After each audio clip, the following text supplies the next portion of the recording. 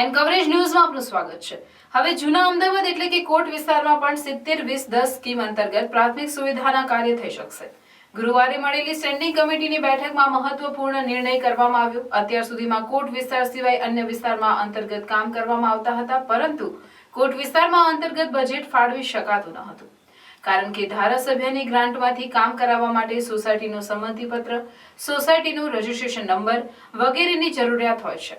કોટ વિસ્તારમાં બધી પોળ આવેલી છે। કોટ વિસ્તારમાં સોસાયટીઓ નહીં પણ પોળના કામ મકાનો હોય છે, જેઓ પાસે આ સુવિધા હોતી નથી। તેથી હવે નિયમમાં સુધારો થતા કોટ વિસ્તારમાં પણ 70-20-10 યોજનાનો લાભ મળશે, જે અંગે માહિતી આપતા સ્ટેન્ડિંગ કમિટીના ચેરમેન દેવાંગ દાણી। એલિફ બ્રિજ એ અમદાવાદનો સૌથી જૂનામાં જૂનો બ્રિજ, જે મધ્ય ઝોન અને પશ્ચિમ ઝોનને જોડતો સૌથી ઐતિહાસિક બ્રિજ છે।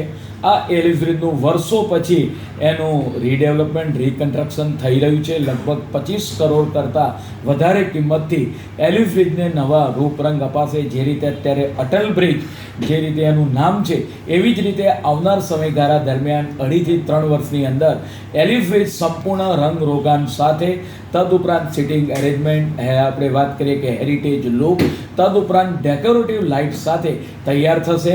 અને જે રીતે એલિફ બ્રિજ, અટલ બ્રિજ પર લોકો ફરવા આવે છે, એમ આવનાર સમયગાળા દરમિયાન અમદાવાદમાં એલિફ બ્રિજ नवा रूप रोगान साथ एक सीमाचिन्ह થઈ જશે। अन्य खबरों के लिए चैनल को सब्सक्राइब कीजिए। खबरों का नोटिफिकेशन पाने के लिए बेल आइकॉन को जरूर दबाएं।